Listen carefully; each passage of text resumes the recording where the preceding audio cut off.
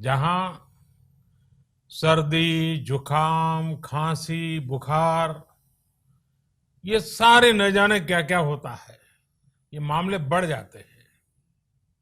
ऐसे में मेरी आप सभी देशवासियों से प्रार्थना है कि ऐसे समय अपना ध्यान रखिए।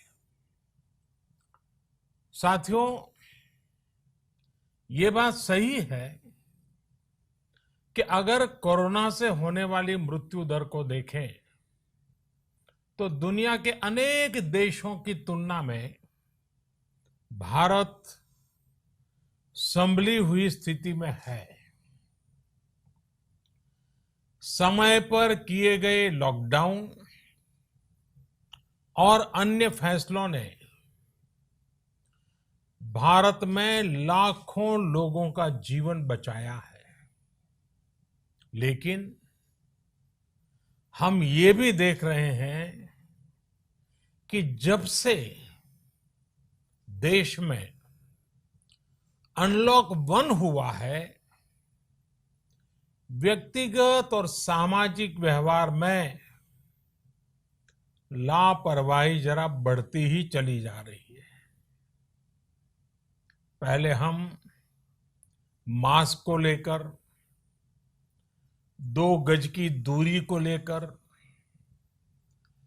20 सेकंड तक दिन में कई बार हाथ धोने को लेकर बहुत सतर्क थे। लेकिन आज जब हमें ज्यादा सतर्कता की जरूरत है तो लापरवाही बढ़ना बहुत ही चिंता का कारण है। साथियों, लॉकडाउन के दौरान बहुत गंभीरता से नियमों का पालन किया गया था। अब सरकारों को, स्थानीय निकाय की संस्थाओं को, देश के नागरिकों को फिर से उसी तरह की सतर्कता दिखाने की जरूरत है। विशेषकर कंटेनमेंट जोन्स, उस पर तो हमें बहुत ध्यान देना होगा। जो भी लोग नियमों का पालन नहीं कर रहे हैं, हमें उन्हें टोकना होगा, रोकना होगा और समझाना भी होगा। अभी आपने खबरों में देखा होगा, एक देश के प्रधानमंत्री पर 13,000 रुपये का जुर्माना इसलिए लग गया क्योंकि वो सार्वजनिक स्थल पर मास्क पहने बिना गए थे। भारत में भी स्थानीय प्रशासन को इसी चुस्ती से काम करना चाहिए। ये 130 करोड़ देशवासियों के जीवन की रक्षा करने का अभियान है। भारत में गांव का प्रधान हो या देश का प्रधानमंत्री, कोई भी नियमों से ऊपर नहीं है। साथियों, लॉकडाउन के दौरान देश की सर्वोच्च प्राथमिकता रही ऐसी स्थिति न आए कि किसी गरीब के घर में चूल्हा न जले। केंद्र सरकार हो, राज्य सरकारें हो, सिविल सोसाइटी के लोग हों, सभी ने पूरा प्रयास किया कि इतने बड़े देश में हमारा कोई गरीब भाई बहन भूखा न सोए। देश हो या व्यक्ति, समय पर फैसले लेने से, संवेदनशीलता से फैसले लेने से किसी भी संकट का मुकाबला करने की शक्ति अनेक गुना बढ़ जाती है। इसलिए लॉकडाउन होते ही सरकार प्रधानमंत्री गरीब कल्याण योजना लेकर आई। इस योजना के तहत गरीबों के लिए 2.25 करोड़ रुपए का पैकेज दिया गया। साथियों, बीते 3 महीनों में 20 करोड़ गरीब परिवारों के जनधन खातों में सीधे 31,000 करोड़ रुपया जमा करवाए गए हैं। इस दौरान 9 करोड़ से अधिक किसानों के बैंक खातों में 18,000 करोड़ रुपए जमा हुए हैं। इसके साथ ही गांवों में श्रमिकों को रोजगार देने के लिए प्रधानमंत्री गरीब कल्याण रोजगार अभियान तेज गति से आरंभ कर दिया गया है। इस पर सरकार 50,000 करोड़ रुपए खर्च कर रही है। लेकिन साथियों, एक और बड़ी बात है जिसने दुनिया को भी हैरान किया है, आश्चर्य में डुबो दिया है। वो ये कि कोरोना से लड़ते हुए भारत में 80 करोड़ से ज्यादा लोगों को 3 महीने का राशन, यानी परिवार के हर सदस्य को 5 किलो गेहूं या चावल मुफ्त दिया गया। इसके अतिरिक्त प्रति परिवार हर महीने 1 किलो दाल भी मुफ्त दी गई।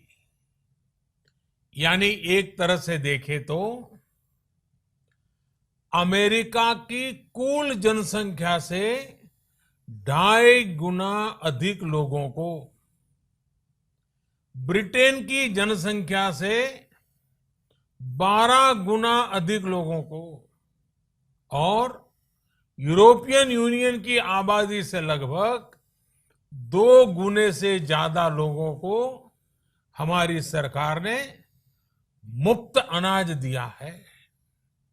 साथियों, आज मैं इसी से जुड़ी एक महत्वपूर्ण घोषणा करने जा रहा हूं। साथियों, हमारे यहां वर्षा ऋतु के दौरान और उसके बाद मुख्य तौर पर कृषि क्षेत्र में, एग्रीकल्चर सेक्टर में ही ज्यादा काम होता है। अन्य दूसरे सेक्टरों में थोड़ी सुस्ती रहती है। जुलाई से धीरे धीरे त्योहारों का भी माहौल बनने लगता है। अब आप देखिए, अभी 5 जुलाई को गुरु पूर्णिमा है, फिर सावन शुरू हो रहा है, फिर 15 अगस्त आएगी, रक्षाबंधन आएगा, कृष्णा जन्माष्टमी आएगी, गणेश चतुर्थी आएगी, ओणम होगा और आगे जाएं तो काटी बिहू है, नवरात्रि है, दुर्गा पूजा है, दशहरा है, दीपावली है, छठी मैया की पूजा है। त्योहारों का ये समय जरूरतें भी बढ़ाता है, खर्च भी बढ़ाता है। इन सभी बातों को ध्यान में रखते हुए ये फैसला लिया गया है कि प्रधानमंत्री गरीब कल्याण अन्न योजना का विस्तार अब दिवाली और छठ पूजा तक, यानी नवंबर महीने के आखिर तक कर दिया जाएगा। यानी 80 करोड़ लोगों को मुफ्त अनाज देने वाली ये योजना अब जुलाई, अगस्त, सितंबर, अक्टूबर, नवंबर में भी लागू रहेगी। सरकार द्वारा इन 5 महीनों के लिए 80 करोड़ से ज्यादा गरीब भाई बहनों को हर महीने परिवार के हर सदस्य को 5 किलो गेहूं या 5 किलो चावल मुफ्त मुहैया कराया जाएगा। और साथ ही प्रत्येक परिवार को हर महीने 1 किलो चना भी मुफ्त दिया जाएगा। साथियों, प्रधानमंत्री गरीब कल्याण अन्न योजना के इस विस्तार में 90,000 करोड़ रुपए से ज्यादा खर्च होंगे।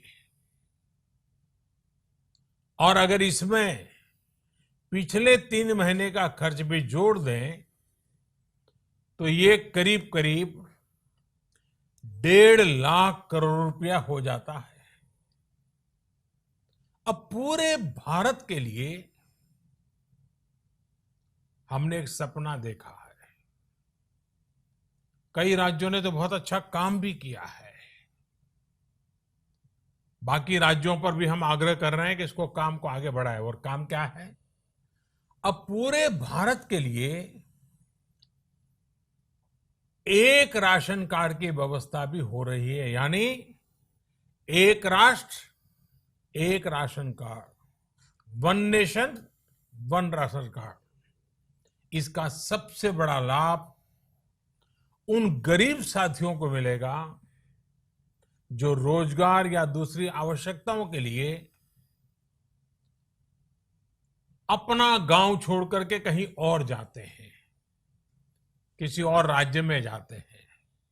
साथियों, आज गरीब को, जरूरतमंद को सरकार अगर मुफ्त अनाज दे पा रही है तो इसका श्रेय प्रमुख रूप से 2 वर्गों को जाता है। पहला, हमारे देश के मेहनती किसान, हमारे अन्नदाता। और दूसरा, हमारे देश के ईमानदार टैक्स पेयर। आपका परिश्रम, आपका समर्पण ही जिसकी वजह से देश ये मदद कर पा रहा है। आपने देश का अन्न भंडार भरा है, इसलिए आज गरीब का, श्रमिक का चूल्हा जल रहा है। आपने ईमानदारी से टैक्स भरा है, अपना दायित्व निभाया है, इसलिए आज देश का गरीब इतने बड़े संकट से मुकाबला कर पा रहा है। मैं आज हर गरीब के साथ ही देश के हर किसान, हर टैक्स पेयर का हृदय से बहुत बहुत अभिनंदन करता हूं, उन्हें नमन करता हूं। साथियों, आने वाले समय में हम अपने प्रयासों को और तेज करेंगे। हम गरीब, पीड़ित, शोषित, वंचित हर किसी को सशक्त करने के लिए निरंतर काम करेंगे। हम सारी एहतियात बरतते हुए इकोनॉमिक एक्टिविटीज को और आगे बढ़ाएंगे। हम आत्मनिर्भर भारत के लिए दिन रात एक करेंगे। हम सब लोकल के लिए वोकल होंगे। इसी संकल्प के साथ हम 130 करोड़ देशवासियों को मिलजुल करके संकल्प के साथ काम भी करना है, आगे भी बढ़ना है। फिर से एक बार मैं आप सबसे प्रार्थना करता हूं, आपके लिए भी प्रार्थना करता हूं, आपसे आग्रह भी करता हूं, आप सभी स्वस्थ रहिए, 2 गज की दूरी का पालन करते रहिए, गमछा, फेस कवर, मास्क ये हमेशा उपयोग कीजिए, कोई लापरवाही मत बरतिए। इसी आग्रह, इसी कामना के साथ मैं आप सभी को बहुत बहुत शुभकामनाएं देता हूं। धन्यवाद।